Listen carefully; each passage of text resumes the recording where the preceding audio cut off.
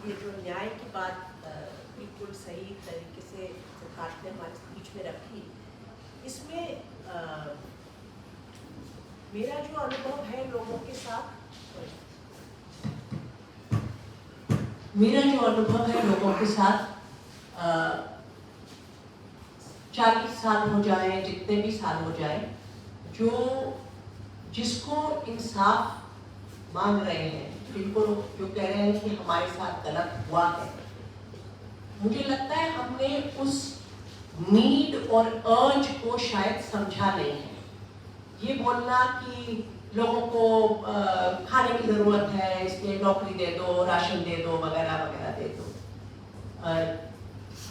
इंसाफ हमारी ज़िंदगी में क्या रोल प्ले करता है, जिसके साथ इस तरह की नाइंसाफ़ी होती है, उसकी शायद एक समझ अभी पूरी तरह से हमारे बीच में पकड़ नहीं पड़ी है। मेरा अनुभव है कि वो जज्बा कभी नहीं जाता है और लोग उसके लिए लगे रहते हैं। मुझे ये सीख मिली जब मैंने हाशिमपुरा के परिवारों के साथ काम किया, जो 1987 में मारे गए थे।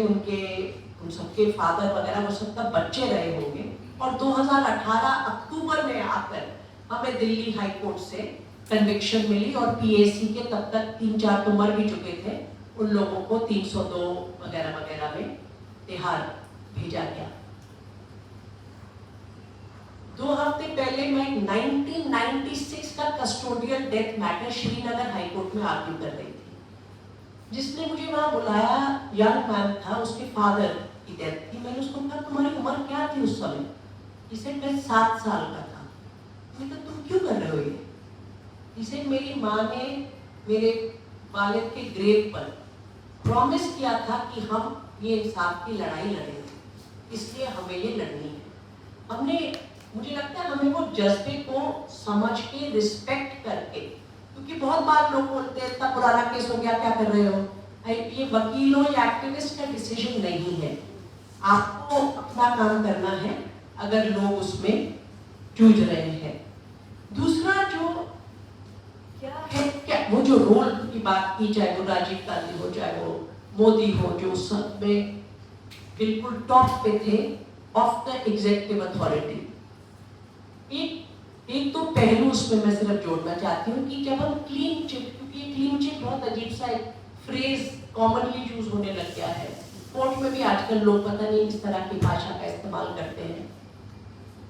अदालत में क्या जाता है, एक बहुत ही संकीर्ण रूप से एक चीज को पेश किया जाता है, क्योंकि अदालत में एविडेंस की बिना पर सजा मिल सकती है। अगर हम क्रिमिनल जस्टिस सिस्टम की बात कर रहे हैं तो अदालत केवल एक फोरेंसिक ट्रूथ इस्टेब्लिश कर सकती है।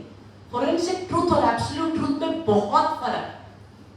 तो क्लीन चिट तो सिर्फ उस बिना पर है कि आपने क्या एविडेंस रखा, उसी के आधार पर अदालत, हम मान लेते हैं अदालत बिल्कुल सही कर रही है 1 मिनट के लिए, तो अदालत सिर्फ उस बिना पर बता सकती है। अदालत को बाकी बातें तो मालूम ही नहीं है, तो वो अपने आप में कोई निर्णय नहीं है समाज के लिए या कमेंट्री करने के लिए कि आप बोल नहीं सकते, ऐसा हम बिल्कुल बोल सकते हैं।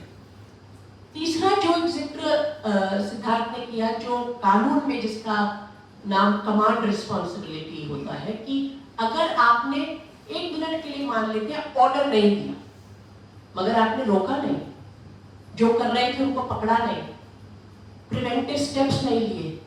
कानून, इंटरनेशनल क्रिमिनल लॉ कहता है कि आपका लीगल रिस्पॉन्सिबिलिटी है ये करना। अगर आप नहीं करेंगे तो आप लीगली इंडिविजुअल क्रिमिनल रिस्पॉन्सिबिलिटी होता है अंडर इंटरनेशनल क्रिमिनल लॉ। ये सब बातें हमने कोशिश की थी जब एक दौर था कि शायद इस देश में एक एंटी कम्युनल वायलेंस लॉ लाया जाए। उसमें काफी कामकाज हुआ, मगर मुझे नहीं लगता कोई भी सरकार जवाबदेही होना चाहती है और उस तरह ऐसा कानून लाए जो कल उनको ही लोगों की तरफ जवाबदेही बनाए। मैं से निकल गई। मैं के कुछ जो उन्होंने उठाए के साथ बोलूँगा।